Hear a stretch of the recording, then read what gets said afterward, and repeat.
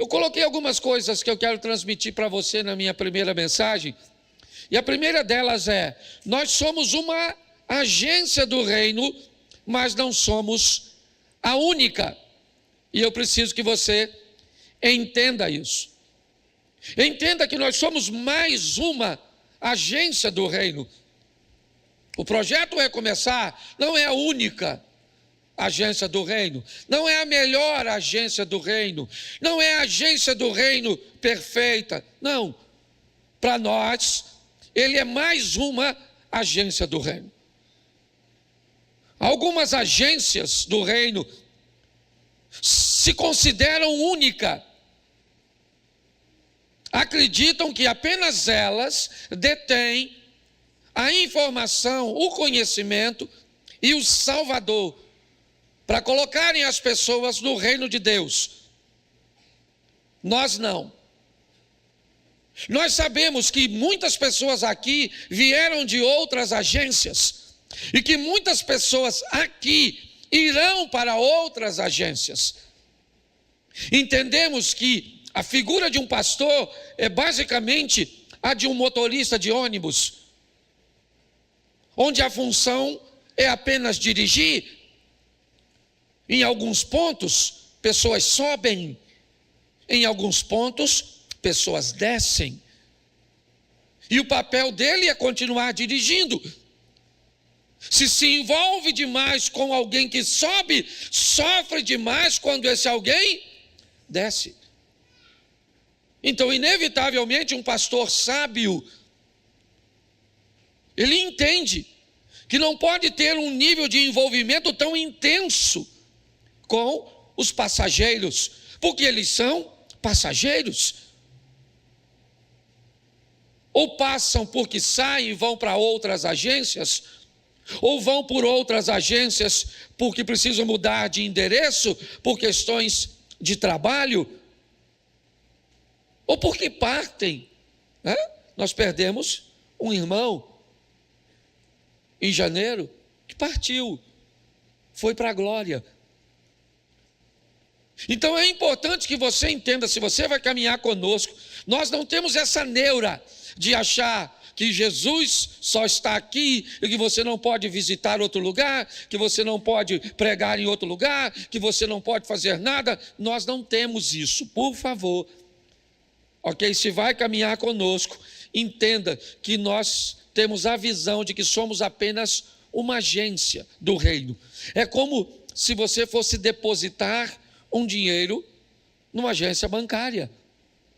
Não faz diferença se a sua conta está, né, no centro da cidade, em Petrópolis ou em Xerém. Assim que você chegar numa agência e depositar, vai para a sua conta, porque está tudo integrado.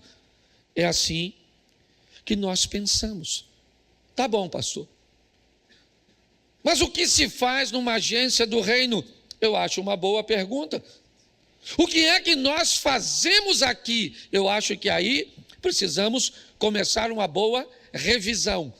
Numa agência do reino, se recebe e se apresenta a Cristo como Salvador e Senhor. O papel de uma agência do reino é apresentar e ter nela pessoas que receberam a Cristo primeiro como Salvador, o herói da cruz, aquele que apaga os meus pecados, que coloca meu nome no livro da vida. Normalmente, essa primeira informação é feita pelo evangelista, pelo evangelismo, e ela é feita por aquele que recebeu a Cristo e que agora vai apresentá-lo para quem ainda não o recebeu, para que esse também passe a ser um apresentador daquilo que já recebeu. Pois aquele que tentar salvar sua vida irá perdê-la, mas aquele que perder sua vida, que se dedicar, não é morrer. Perder a vida não é morrer pelo outro. Isso Jesus já fez. Mas é perder a vergonha, não a vida. Sabe? É perder a ocupação de tempo para achar um espaço na sua agenda onde consiga apresentar alguém a Cristo. Como? primeiro como o mais atraente, o Salvador, aquele que morreu para nos dar a vida eterna, mas também como Senhor. Talvez o Senhor já não seja tanto, né, uma função do evangelista, seria uma função do mestre, do pastor, ou de alguém mais habilitado com conhecimento para oferecer. Mas na agência do reino, onde nós estamos, nossa função é recebermos e apresentarmos a quem? A Cristo, como Salvador e Senhor. Por que não apresentamos Jesus como Senhor primeiro e depois como Salvador? Porque o Salvador é mais interessante. O Senhor é dono, é aquele que dita as regras, entendeu?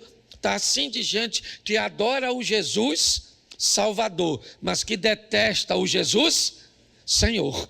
Mas nós, como agência, precisamos, e é isso que precisamos fazer, uma agência do reino recebe e apresenta a Cristo como Salvador e Senhor.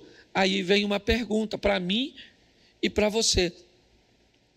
É isso que você veio fazer aqui? Você veio aqui para receber e apresentar a Cristo? Não, pastor, falando sério, eu vim aqui porque eu estou com câncer. É por isso que eu vim aqui e ouvi falar que pessoas foram curadas neste lugar. Não, pastor, eu vim aqui porque eu estou vivendo uma crise no meu casamento. Então, é por isso que eu vim. Então eu sei que o Casados para Sempre, certo, que muitos casamentos são restaurados aqui. É isso que eu vim fazer aqui. Não tem problema nenhum. Não. Desde que a sua necessidade esteja compartilhada com a função da agência do reino, receber e apresentar a Cristo. Enquanto você não recebe o milagre da cura, enquanto o casamento não é restaurado, enquanto a porta não é aberta, enquanto aquilo que você veio buscar aqui ainda não aconteceu, você recebeu a Cristo e vai apresentá-lo. E depois que aconteceu, você continua apresentando a Cristo. Se você veio aqui apenas para receber, você está no lugar errado. Essa não deveria ser a sua motivação. Outra coisa que precisamos rever e entender de forma bem clara, aqui nessa igreja, Jesus é único e suficiente Salvador.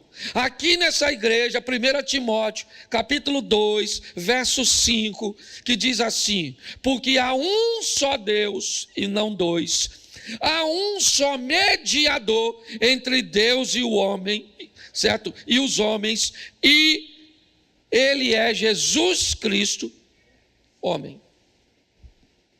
Entendeu? Quer caminhar conosco? Maria nunca vai chegar perto da posição que ocupa Cristo, como mediadora. Aqui não. Você está entendendo? Para nós aqui, que é caminhar conosco, Jesus é único e suficiente, é o que a Bíblia diz. Respeitamos, certo? Somos educados, mas é importante você entender que ninguém, certo? Se aproxima da posição de Cristo. Ninguém. Não vem com gente do, né, adventista, não vem com mormons, não vem com testemunha de Jeová, não venha com ninguém que tenha eleito, não venha com o islamismo, não venha com ninguém que tenha elegido alguém a um patamar que nós só colocamos a Cristo. Que isso fique claro para todos aqueles que querem caminhar conosco. Aqui, nessa agência do reino, Jesus é único e suficiente, e ninguém se aproxima, ninguém. Aqui pastor não é pop star, não é, certo? Não tem essa história. Às vezes você pode ver, o pastor lá da sua igreja é famoso uma ova, certo? Não tem esse negócio não, certo? Aqui é Jesus e é Jesus. Você está entendendo? É desse jeito que funciona, e a gente precisa entender isso respeito, tá certo? Outra coisinha, rapidinho. Nós acreditamos que o Deus que servimos move-se com bondade e justiça. Bondade para nos deixar escolher o que quisermos fazer, e justiça para nos fazer colhermos tudo que diz respeito àquilo que nós plantamos. Aqui na nossa igreja, o chifrudo, o Satanás, o lapeta, certo? Não, é lapeta, não é capeta, porque quando você chama capeta, ele vem para cá. Ou você fala lapeta, ele vai para lá. Então, nunca chame capeta, tá certo? Por isso que eu falo lapeta. Lapeta, deixa o peta lá. Não chama para cá, certo? Aqui, o diabo não é o superpoderoso que é em outros lugares, não. Se aqui Jesus é único e suficiente Salvador, se aqui Ele é Salvador e Senhor, essa postura faz com que venhamos enfraquecer o poder do lapeta. Tem lugar que tudo que acontece é o Satanás. O som fala, nossa, ó o inimigo. Eu estava no evento, eu posso falar porque é amigo, e se vazar, porque... Eu estava no evento, caiu uma coluna. Mary estava comigo. Estavam pregando e caiu uma coluna. Pô, essas colunas leves, não era pesada não. Acho que era de fibra, mas é grandona, igual que a coluna romana. Devia ter, sei lá, uns 4, 5 metros. Caiu assim dentro da igreja, mas não acertou ninguém não. E aí depois o cara falou comigo assim, viu como é que o diabo estava furioso? Derrubou a coluna.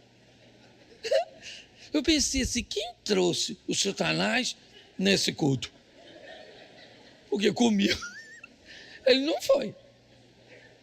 Então deixa eu falar uma coisa para você, nós sabemos que o diabo é poderoso, sim ou não? E é. O anjo não ousou repreender Satanás, a não ser com a seguinte frase, o Senhor te repreenda. Eu acho mó barato uns crentes que querem pisar na cabeça do Satanás. Não pisa na cabeça dele mesmo, para esmagar os pensamentos, mas eu respeito. Então deixa eu falar uma coisa para você, aqui o diabo não é o superpoderoso, porque aqui nós acreditamos, quando eu digo aqui, não é aqui assim não, é aqui, na nossa vida, porque não dá para estabelecer um todo. Tem gente aqui que dá mole para o chifrudo, abre a porta, o Satanás entra. Ah, pastor, para de empoderar. Então, aqui nós acreditamos que o que você fizer, você vai ter que encontrar com esse negócio lá na frente. Porque Deus é justo. Ele é bom, mas Ele é justo. Amém? Aí vem outra coisa que me chamou a atenção na minha revisão. Qual eram as características de Cristo que o destacava dos demais? Os evangelhos dizem que apareceram outros Cristos antes do Cristo, dizendo que eram Cristo. Eram bons pregadores, foram capazes de reunir alguns grupos de pessoas, fizeram também movimentos. Esse era um assunto muito discutido entre os religiosos, os fariseus daquela época, questionando a veracidade de Cristo. Me parece que havia homens bem mais preparados no discurso do que o próprio Jesus. Mas o que destacava Jesus é algo que talvez não seja um destaque da nossa igreja e vale a pena avaliarmos isso. O que se destacava no ministério de Jesus era a preocupação com o próximo. Era isso que fazia diferença. A maneira com que Jesus oferecia atenção ao próximo, a maneira que ele enfatizou a preocupação com pessoas que não tinham proteção, como órfãos, viúvas, doentes, possessos, sem esperança. Era isso que marcava o ministério de Jesus. Aí eu comecei a me perguntar se a preocupação com o próximo é uma preocupação do ministério cujo qual eu sou pastor. Ajudamos? Sim. Investimos em pessoas? Sim. Mas eu não lembro de ter dito isso para vocês durante todo esse período que eu pastoreio. Eu gostaria que você revisse isso com muito carinho. Qual é a preocupação que você tem com as pessoas necessitadas próximas a você? Você é capaz de, antes de ajudar alguém, estabelecer um modelo mental que consiga destacar o necessitado do aproveitador? Porque eu conheço muita gente que não quer ajudar mais ninguém, porque misturou necessitado com aproveitador, e ajudou gente que era aproveitadora, ficou tão entristecido com isso de ter sido enganado, de alguém ter abusado de você, que isso acabou anestesiando você, e hoje você não quer mais ajudar a ninguém. E aí eu vou fechar com 2 momentos da vida de Jesus, que serve de grande alerta para todos nós. 2 momentos só: batismo e morte. Preste atenção o que acontece no batismo e na morte. Dá para colocar na tela para mim? Mateus, capítulo 4, verso de número 2.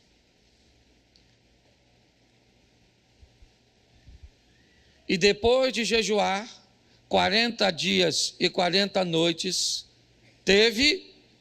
ele teve isso. Verso 3.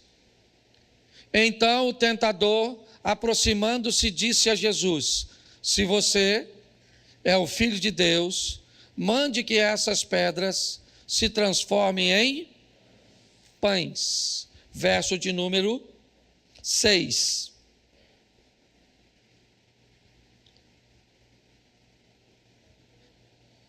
Isso. E disse: se você é o Filho de Deus, jogue-se para baixo, porque está escrito: aos seus anjos ele dará ordem a seu respeito. Verso de número 8.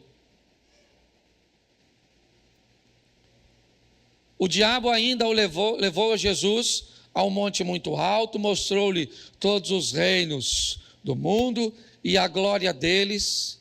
Verso 9. E disse: tudo isso lhe... Preste atenção, porque este é o momento. Jesus veio ao mundo para salvar a quem? A ele mesmo? Não. Ele veio para dar a vida por muitos, certo? Dentre eles, nós. Mas na tentação, uma coisa está bem colocada. Quem é que está lá? O Salvador. E quem é que está lá? O diabo. E o que o diabo quer fazer com o Salvador? Pare de pensar nos outros e pense em si. Você não está com fome? Se preocupe com a sua fome, não é com a fome do outro.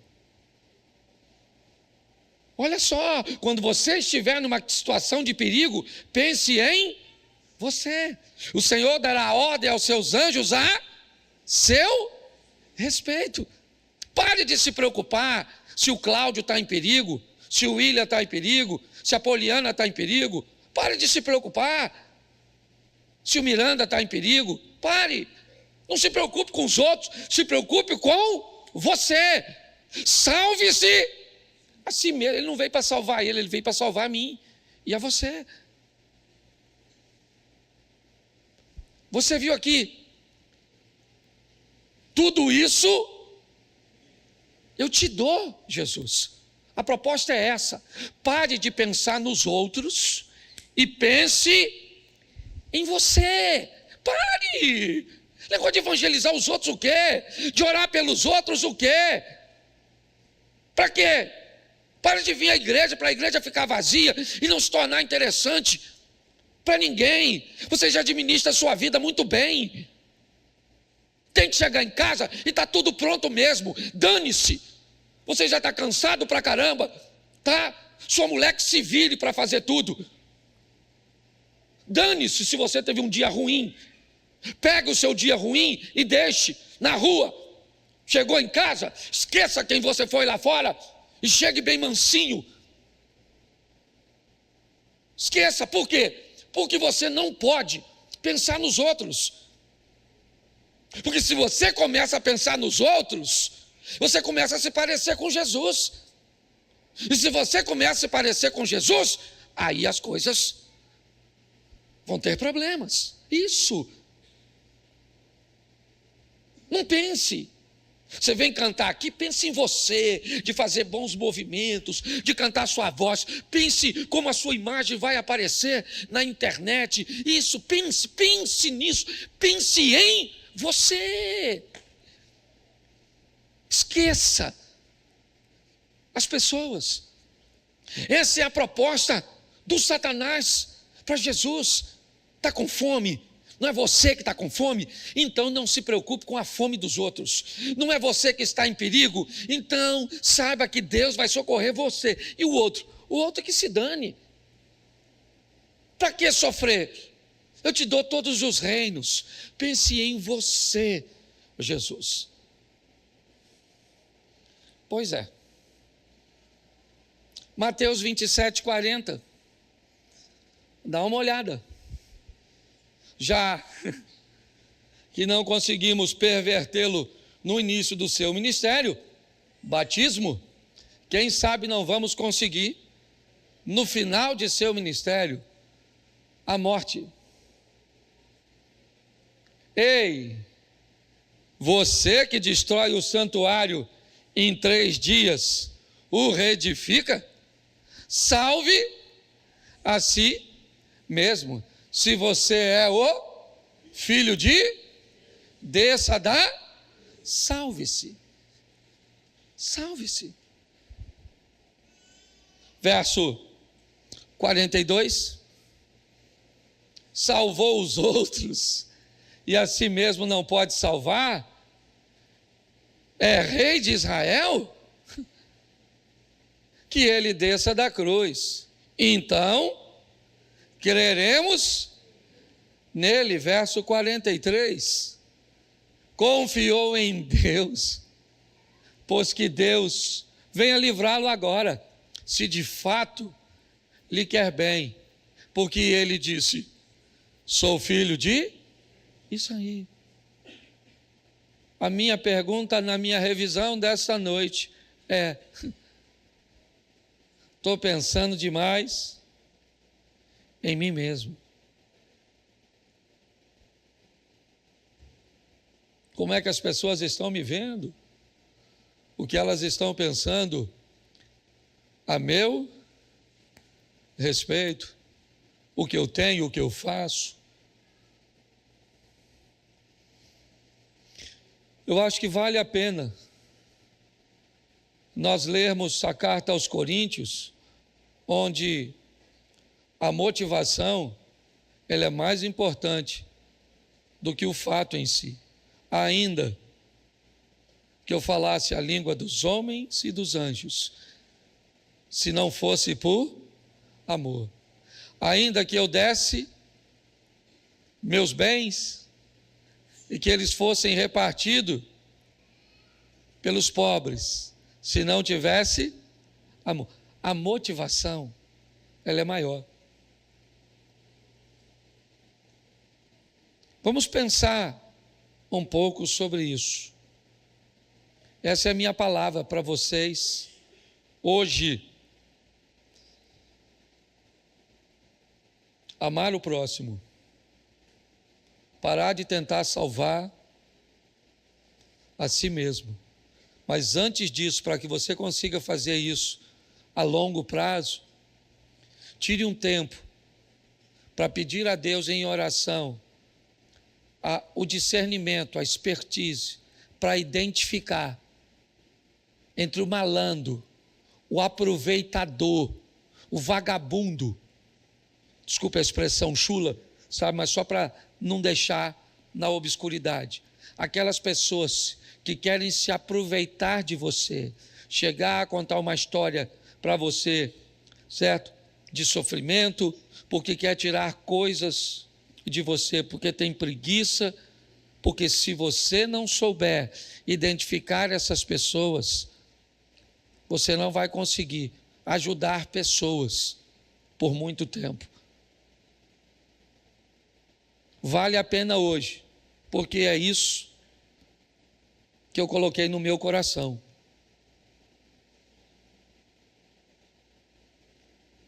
E eu sei que eu precisava fazer isso porque eu não tinha conversado com vocês a respeito disso. Talvez por isso, às vezes a gente tem, ou tenhamos, perdão, alguns problemas familiares, porque estamos sempre pensando em nós. Alguns problemas no ambiente corporativo, na nossa equipe de trabalho, quer na igreja, quer em qualquer lugar. Porque sempre sou eu. Eu nunca penso em ninguém. Eu sempre penso em mim. E se eu só penso em mim, aí fica difícil de me parecer com Cristo. Porque Cristo não pensava somente nele. Aliás, essa foi as ofertas que ele mais rejeitou. Desça da cruz, salve-se, salve-se, salve-se, Jesus. Ele disse, não, eu não vim salvar a mim mesmo, eu vim salvar os outros. Que essa mentalidade possa ocupar um espaço, talvez pequenininho e tímido inicialmente na nossa mente, mas ao longo do tempo que isso cresça. Pastor, o que o senhor está querendo dizer? Para eu finalizar, é simples. Sentou na igreja do lado de alguém, não interessa se Deus te mostrou, se não te mostrou, se você teve, não interessa. Bota a mão na pessoa e faz uma oração. E diga para ela sair melhor do que entrou. Peça a Deus para intervenha em favor dela, porque você não sabe o que ela está passando, mas Deus sabe. Essa é a grande verdade, é isso que eu queria deixar para vocês na minha primeira mensagem do ano de 2024. Eu estou numa série de mensagens que hoje é a quinta mensagem, e eu termino aqui falando sobre autoridade, e só como tenho feito nas demais, sempre fazendo um pequeno resumo de tudo aquilo que já falei, primeiro para ressaltar e relembrar as pessoas, mas também para colocar você num norte de que o estilo de vida que agrada a Deus é aquele que coloca a Deus como maior autoridade na nossa vida.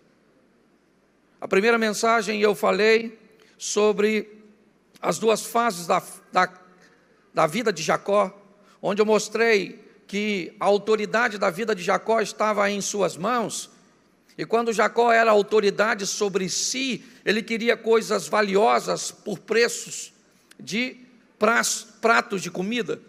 Quando a autoridade de sua vida estava nas mãos de sua mãe, ele foi capaz de ceder o apelo dela e entrar com a falsidade ideológica para iludir e ludibriar seu pai. E por causa disso ele sofreu as consequências de tudo isso. Mas a segunda fase de Jacó, ele coloca Deus como autoridade de sua vida e começa a descobrir que ao lado de Deus coisas valiosas vão lhe custar muito suor e muito trabalho. Ele trabalha 14 anos para se casar com uma mulher e tantas outras coisas ele faz. Na segunda mensagem eu falei, se queremos entender o que é autoridade, precisamos descobrir a quem queremos agradar. 3 estilos de vida, aquelas pessoas que vivem para agradar a si mesmo, onde a opinião de ninguém lhe interessa nem lhe importa, e essa pessoa vive para si como centro das atenções, como se tudo girava em torno, ou girasse em torno de si mesmo. E se você tem a sensação de que o mundo gira ao seu redor, isso significa apenas que está na hora de você procurar um médico, porque pode ser labirintite, ok? Quando nós olhamos para esse momento, nós precisamos entender que estilo de vida eu quero viver. Eu aqui não estou nem defendendo qual é o certo. Eu vivo para agradar a mim mesmo. Então a opinião de Deus, da Bíblia, do pastor, dos crentes, dos vizinhos, de ninguém interessa. Eu sou o centro das atenções, é o humanismo ateísta reinando na minha vida. Segundo estilo de vida é aquele que eu quero agradar o próximo, e para agradar o outro eu jogo até a minha própria identidade fora. Ok? Eu sou politicamente correto. Eu resolvi viver como um camaleão. Eu tomo a forma do ambiente, certo? E tem gente que quer viver dessa forma, e também eu quero agradar os outros. Eu posto, eu falo, está tudo sempre bom, porque eu não quero desagradar ninguém. Ou eu vou viver um estilo de vida onde eu quero agradar a Deus, como disse o apóstolo Pedro, mas para mim importa agradar aos homens ou a Deus. É o que ele estava dizendo. Na quarta mensagem, na terceira mensagem, nós vimos como alcançar a santidade. E descobrimos que a santidade é um processo. Ninguém fica santo. Santo é só quando você passar dessa vida para outra, num corpo, ou num novo corpo, numa pedra que você vai receber com um novo nome. Ok? Comer da árvore da vida, ser coluna do templo do Senhor, receber vestes brancas e tantas outras propostas do Apocalipse apenas para um grupo de pessoas, para os vencedores. Nós descobrimos que para alcançar a santidade eu preciso saber quais são as minhas fraquezas e segundo, quais são os ambientes onde as minhas fraquezas são acentuadas, porque é trabalhando na minha fraqueza e no ambiente que é capaz de me persuadir com as pessoas que são capazes de me persuadir que eu vou cometer o pecado que vai me afastar de Deus. Por que eu preciso ser santo? Por um princípio básico, porque eu vou morar com Deus e Deus é santo, e qualquer um que vai se relacionar com o santo tem que ser santo, e para estar santo tem que entender que é um processo de santidade. Na quarta mensagem eu falei sobre autoridade total e mostrei a entrega do apóstolo Paulo descrevendo 2 fases de sua vida, e ele diz então, quando eu era menino, falava, pensava e agia como menino, mas a fase de menino passou e eu amadureci. É isso que ele diz. Paulo é alguém que é capaz de entregar a autoridade da sua vida, a ponto de correr perigo em muitas vezes, colocando sua vida em risco, fazendo coisas que outras pessoas não fariam, se não tivesse governado ou com a autoridade de Deus sobre a sua vida, o comando de Deus sobre a sua vida. Depois de tudo isso, de tantas dores e de tantos problemas, Paulo chama isso de bom combate. Combati o bom combate, acabei a carreira e eu guardei a minha fé. Hoje, na quinta mensagem, eu quero falar com vocês sobre histórias diferentes ao lado de um mesmo Deus. Precisamos desmistificar essa questão de que existe um padrão para aqueles que vão viver com Deus. O relacionamento com Deus é individual, é personalizado, e cada um vai ter com Deus suas próprias experiências, alguns com um dilúvio, outros com um gigante, outros com uma fornalha, outros com leões. E essas experiências, elas vão se diversificando, porque é algo muito personalizado. E eu quero mostrar para vocês hoje, rapidinho, essas histórias diferentes, que cada um, porque a minha história não é como a do Abner, nem como a da Jacira, nem como a do Cláudio, nem como a do Eduardo, nem como a da Viviane, nem como a do Diogo, da Aline, não. Eu vou ter a minha história, as minhas dificuldades, os meus problemas, os meus ambientes de tentações, certo? Eu vou ter as minhas fraquezas, eu vou ter que enfrentar as fases da minha vida, e muitas vezes vou observar que minha entrega não é total, porque quando nós olhamos algumas passagens, eu não tenho muito tempo para citar textos bíblicos, mas quando olhamos para João 8, Jesus tem um encontro com aquela mulher que vai ser apedrejada, e ele olha para a mulher no final da história e diz: eu tenho uma direção para você, vá e não peques mais. E quando olhamos para essa história, nós imaginamos que ela foi e não pecou, porque quando olhamos Jesus conversando com o jovem rico em Mateus 19, Jesus disse: vai e vende tudo que tu tens, dá aos pobres, terá um tesouro no céu, depois você vem e me segue. Jesus não está mandando ele vender nada, gente. O que ele está fazendo então, pastor? Jesus está dizendo para ele: rapaz, você é tão preso ao dinheiro que eu preciso te mostrar que eu não quero o seu dinheiro. Você vai e vende tudo que tu tens, dá para os pobres, não traga para mim. Terá um tesouro no céu, depois você me segue. Me segue quando? Quando você não tiver mais dinheiro, porque eu não quero seu dinheiro, eu quero você. Porque se eu tiver você, eu tenho seu dinheiro, mas eu posso ter seu dinheiro sem ter você. É o que nós estamos olhando. Mas quando eu olho para o jovem rico e faço, né, uma comparação à mulher adúltera, eu posso colocar até a mulher adúltera num ponto de vantagem. Por quê? Porque Jesus disse para ela: vai, não peques, e eu imagino que ela não. Mas quando Jesus disse para o jovem rico: vende o que tu tens, dá aos pobres, ele não quer vender. Qual é a diferença dos dois? Quem me garante que essa mulher foi viver a vida e não continua pecando? Eu preciso amadurecer a minha visão, ampliar a minha lente, a minha ótica, porque nós estamos vivendo tempos difíceis e desafiadores. Difícil para lidar com dinheiro, difícil para lidar com o casamento, difícil para lidar com a política, difícil para lidar com a justiça, difícil para lidar com a religião. São tempos desafiadores, onde inevitavelmente estamos vivendo um ambiente onde o processo seletivo foi formado. Somente os adaptáveis e os fortes vão conseguir sobreviver. Precisamos estar preparados para um movimento que inevitavelmente vai acontecer, principalmente no ambiente religioso. A desculpa de que pessoas foram embora por causa de defeitos que são nossos. Muitas pessoas que não conseguirem se adaptar e serem fortes o suficiente para se manter na fé durante esse período, vão embora falando mal de mim, de você e da igreja. E não apenas daqui, mas de todas.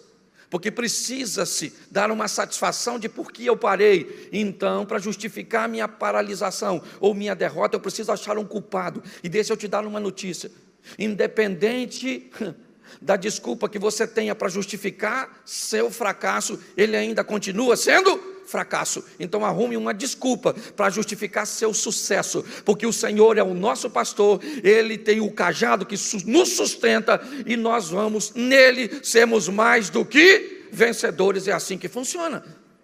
Quando olhamos para esse ambiente, é isso que estamos vendo. Olha bem, a história da mulher adúltera é: vai, não peques mais. A história do jovem rico é: vai e vende tudo que tu tens.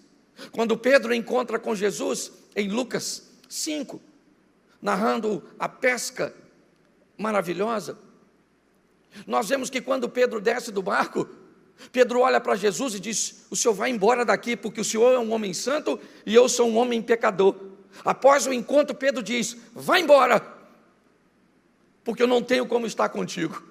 E Jesus diz para ele: Pedro, pode deixar o barco e as redes e vem comigo que eu vou te fazer pescador de homens. Pedro pede para que Jesus vá, e Jesus diz o que para ele? Vem comigo. Quando olhamos para Marcos 5 e vemos Jesus libertando o gadareno, quando Jesus vai entrar no barco, sabe o que o gadareno diz? Senhor, deixa eu ir contigo. Jesus disse: não, vá para a tua casa. Pedro queria que Jesus fosse embora, e Jesus disse: você vem comigo. O gadareno queria ir com Jesus, Jesus disse: comigo você não vem, vá para a sua casa, porque cada um de nós vamos ter as nossas próprias experiências com Deus. É assim que funciona.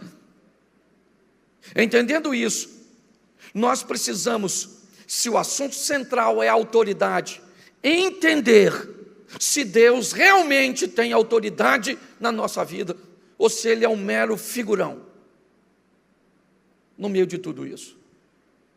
Se nós conseguirmos discernir isso, por quê? Primeiro eu aprendi que quando se tem, deixa eu botar esse texto, que eu acho que isso vale a pena colocar, Mateus 8, 9. Coloca para mim aí, por favor. Mateus, capítulo 8, verso 9. Pois também sou um homem sob o quê? Sob o quê? E eu tenho soldados às minhas, e digo a este, vai, e ele, e a outro, vem, e ele, e ao meu criado, faz isso, e ele. Presta atenção aqui, porque eu aprendi uma coisa: só aqueles que têm autoridade são capazes de reconhecer a autoridade. Quando olhamos para essa passagem, o que vemos? Um homem que beneficiava os judeus, é esse centurião. Então alguém intercede por ele, por um criado ou um filho, independente do que você tem aí no contexto. E Jesus disse, não, eu vou à casa dele. E aí o centurião diz, não, o senhor não precisa ir à minha casa. Eu sou um soldado, eu sou um homem de autoridade, eu sou um comandante, eu tenho 100 homens sob o meu comando e eu tenho autoridade sobre esses homens. Eu digo para eles, vai, faz, e eles vão e fazem. Então o Senhor faz o seguinte, dê ordem a um dos teus anjos, olhe bem, e o meu criado, ele vai ficar curado. Eu tenho descoberto que aquelas pessoas que não têm autoridade sobre suas tarefas, autoridade sobre si mesmo, responsabilidades e disciplina sobre si, sobre suas próprias decisões, têm sérios problemas para permitir que a autoridade de Deus prevaleça na sua vida. Essas pessoas vão ler a Bíblia, essas pessoas vão vir aos cultos, essas pessoas vão ter até dons, mas quando o assunto é Deus exercer domínio sobre elas, elas terão sérios problemas. Entender que esse é um princípio fundamental de autoridade. Eu tenho autoridade sobre meus filhos, eu tenho autoridade sobre a minha esposa, eu tenho autoridade sobre a minha vida. Quando eu tenho autoridade, eu sou capaz de reconhecer e respeitar. É meio que cultural. Você quer ver? Vamos pegar uma cultura diferente. Jairo tem sua menina de 12 anos que está enferma. Ele procura Jesus. Preste atenção que Jairo é religioso, é um dos principais da sinagoga. Quando ele procura Jesus, ele diz, Senhor Jesus, minha filha está moribunda em minha casa, à morte. Eu preciso que o Senhor vá até a minha casa. O centurião disse, não precisa ir à minha casa, dê apenas uma ordem. Jairo diz, não, o senhor tem que ir na minha casa, porque na cultura que esse cara está inserido, a autoridade sacerdotal tem que ir colocar a mão sobre o enfermo, para que o enfermo fique curado. Está errado? Não, eu só estou mostrando a você, a filha de Jairo ressuscitou e ficou boa, sim ou não? Sim ou não? E o filho do centurião ou o criado foi curado, sim ou não? O final da história é o mesmo, sim ou não? Mas a trama é totalmente diferente, porque eu estou olhando para um militar e para um religioso. E essa é a grande, grandeza de toda essa história, de viver ao lado de Deus, entender o respeito que Ele tem por nós, por nossas limitações, por aquilo que vivemos. Quando olhamos para tudo isso, o que vemos?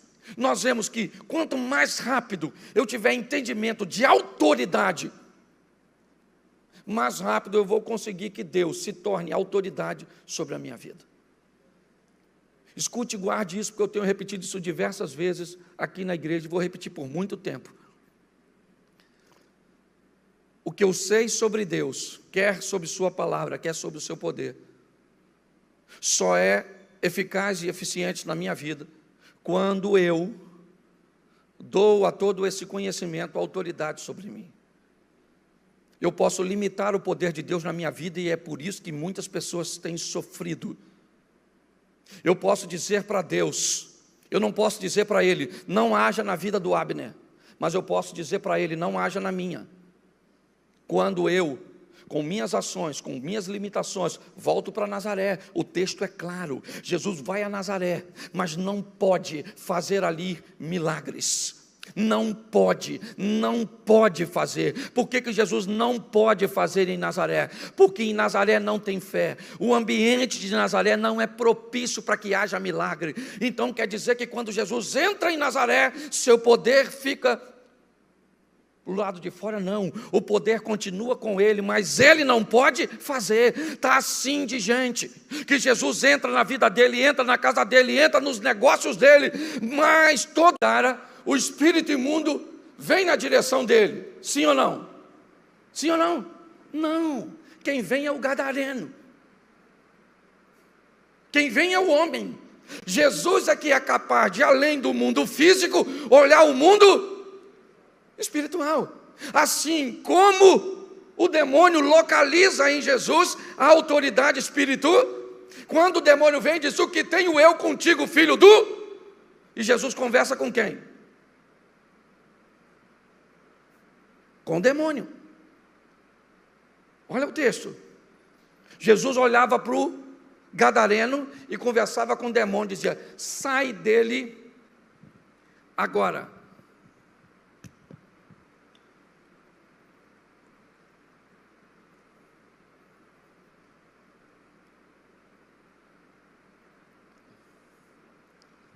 Note bem, é um momento físico, mas totalmente espiritual. O demônio que está falando com Jesus não é o gadareno. Jesus está falando com o demônio e não é com o gadareno, porque o ambiente aqui é totalmente espiritual. Olha só. E pega o verso seguinte, o 9. E perguntou-lhe: qual é o teu? E lhe respondeu dizendo: legião é o meu, porque somos muitos. Olha só, quem está ali é um cara, eu fico imaginando as pessoas que estão em volta olhando aquilo. Talvez os discípulos estivessem mais prontos para participarem desse diálogo, mas quando olhamos para aquela turma de Decápolis, olhar aquele camarada que eles sabiam que era um perigoso, que atacava as pessoas, todo ferido, que morava no sepulcro, conversando agora com alguém que acabou de chegar do outro lado. E esse camarada diz que esse indivíduo é filho do Altíssimo, do Deus Altíssimo. E esse camarada diz para o gadareno, pelo menos na ótica deles: qual é o seu nome? Ele diz: o meu nome é Legião, porque nós somos muitos. Eles estão ouvindo isso. O que é isso? Isso é um mundo espiritual. Ele está mais perto de nós do que podemos imaginar. Ele é um ambiente extremamente tentador, extremamente enganador para muitos. É isso que está acontecendo aqui. Ele diz: nós somos muitos, uma legião. E o pessoal ouvindo, quem está aí é apenas o gadareno, no mundo físico, mas no mundo espiritual não. Pode chegar uma pessoa perto de você, e ela pode ser apenas uma, com diversos demônios. Nossa, pastor, não fala assim das pessoas. Eu falo, demoniado. Tem gente que tem tanto demônio, que se o demônio chegar perto dela, o demônio fica endemoniado. Cuidado com as pessoas que chegam. E tem gente, deixa isso para outra hora. É que eu ia mudar de assunto aqui, mas não posso não. Certo? Agora, põe o 10. Olha o que o demônio falou para Jesus. Rogava-lhe muito que os não enviasse para fora daquela. Caramba, o demônio estava pedindo autorização a Jesus. Reconhecimento de autoria. O demônio disse: o senhor não deixa, não nos manda para fora dessa província. Verso 11. E andava ali pastando, no monte, uma grande manada de porcos. Todos aqueles demônios rogaram: manda-nos para aqueles porcos, para que entremos nele. Ponto 13. E Jesus logo lhe permitiu, saindo aqueles espíritos imundos, entraram nos porcos, a manada se precipitou num despenhadeiro no mar, e eram quase o quê? É quase o quê? Era quase o quê? Presta atenção, espírito, esses demônios são onipresentes? Sim ou não? Demônio é onipresente?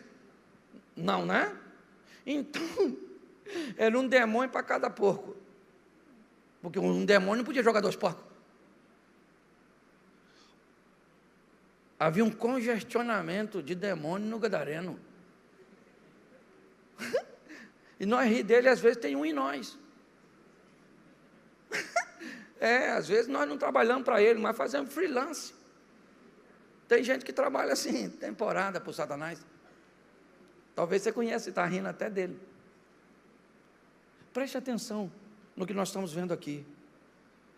O demônio quer sair, mas ele diz a Jesus: o Senhor, para eu ir, é muito interessante isso.